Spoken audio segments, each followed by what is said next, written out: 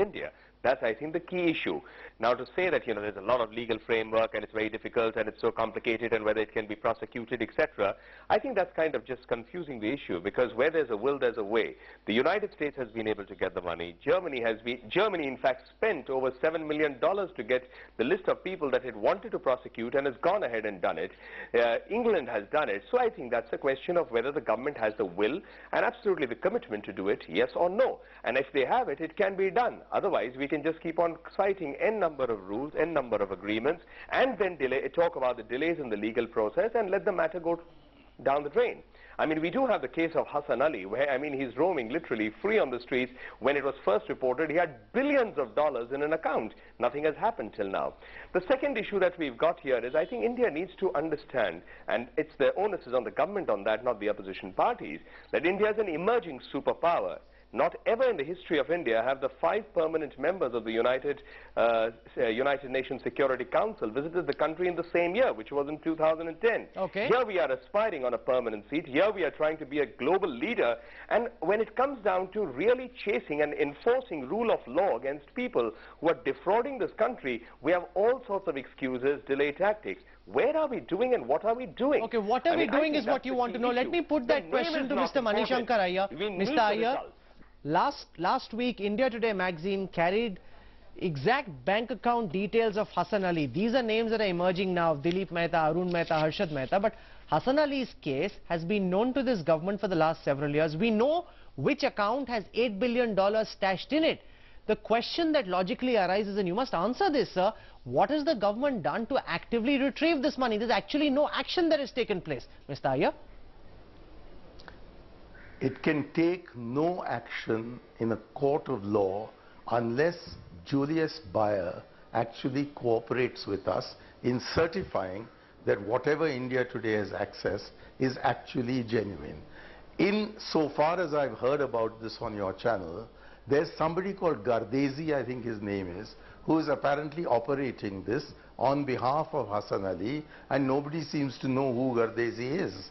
Now, please be rational about this. You say the German, or not you, but I think his name is Mr. Malik, says that the Germans have spent $7 million. $7 million is not even a drop in the pail of water which belongs to the German economy. They've only spent $7 million in getting a few names. Now, having got the names, they have to, independent of the source from which they've got it, succeed in establishing that this is the beneficiary and this is what he needs to give to us.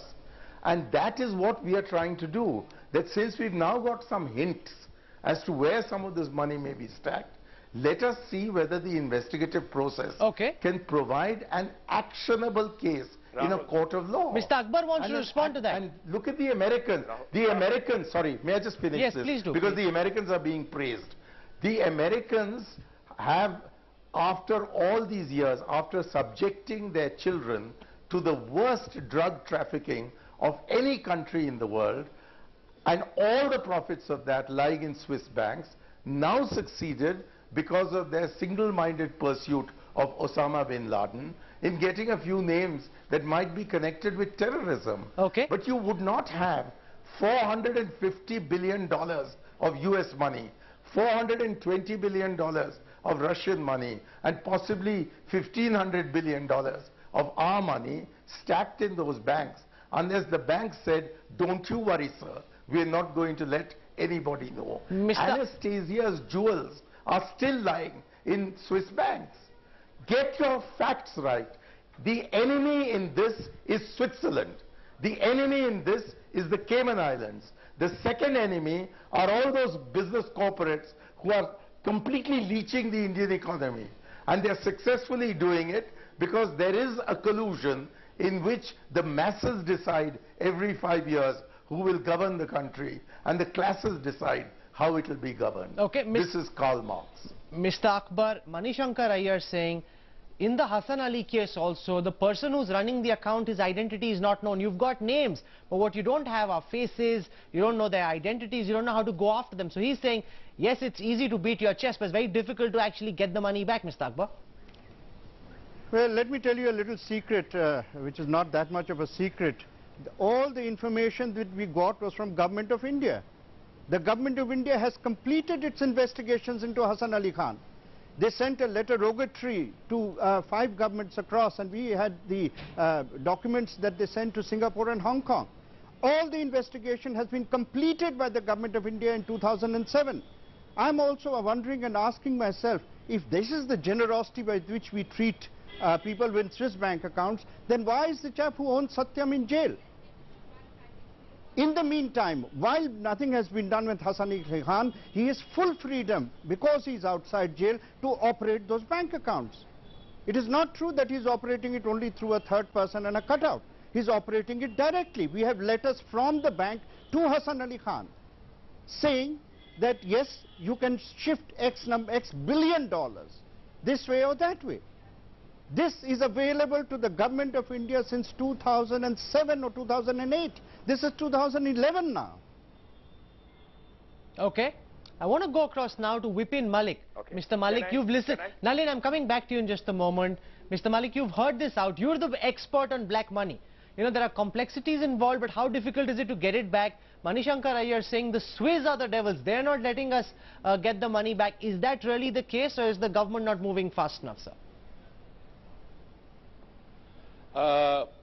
Thank you, Rahul. Let me first again congratulate Ashish and Birinder, who has done a wonderful job. They have not only been able to successfully get the names of the persons or the foundations, but also the name, account number of ABN AMRO, and also the, I think if I heard correctly, that David had said that the name which Ashish has is the beneficiary, and there is a company which is a settler. Is that correct? That the company was a settler and these names are the beneficiaries. If that is so, then all these names which I am looking into are in the diamond trade. Diamond trade is in a trade where the huge round tripping takes place. And when I say round tripping, means the same diamond is exported, imported, re-exported, re-imported. That means that we are using Indian banking system, the borrowing from the Indian banking system at a very concessional rate, which is a concession of 4 to 7%, depending on the or borrower to borrower, and depending on security to security. It means the banking system have been dented with 4 to 7% of the interest rate every year on their borrowing.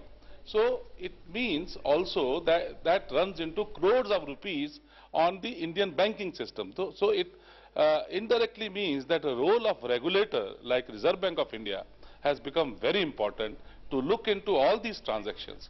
All these diamond traders have been always getting awards and rewards from the Ministry of Commerce. They not only get the awards and rewards, they also get the huge licenses benefit, huge cash compensations from the Government of India. So there is a huge theft in the Indian economy, Indian banking reserves or Indian foreign exchange reserves. So I don't see any reason why we are looking this side or that side. So far as Swiss people are concerned, I can tell you that it is an open economy. We all know from last 60 years that they have been keeping accounts all over the world, whether it is a tax evasion or whether it is any other money. In this particular case, the names which have revealed, it is not only the tax evasion, it is more than tax evasion, the theft of the reserves, and if the money has been laundered by these traders, I think this can be an iceberg impacting the Titanic, Indian financial Titanic.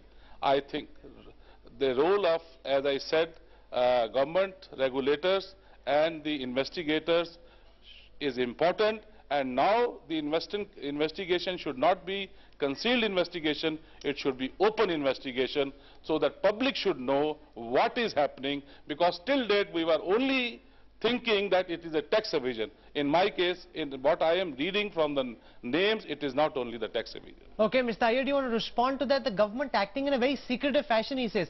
Let there be an open investigation and let there be a thorough, open, transparent investigation. That's what Mr. Malik is demanding, sir. I don't see that in any sense this is a secret investigation, because if it were, where did India Today get all this information from? You've just been told by your group editor that he got it from Government of India sources. But is the evidence that we have got now adequate to launch a prosecution? Why do you want to launch an unsuccessful prosecution? And in any case, the name of Hassan Ali Khan, while it has emerged now in the public domain, is hardly as prominent in our polity or our economy as the names of dozens of industrial houses who are responsible for salting away 43% of our economy. And I was a member of the Joint Parliamentary Committee which looked into the 2001 scam. We pointed out that participatory notes, which are an anonymous way of investing foreign money in the Indian economy, had grown to menacing proportions after, again, the JPC, of which I was a member in 1992, looking into the Harshad Mehta scam, had said that this is the biggest enemy.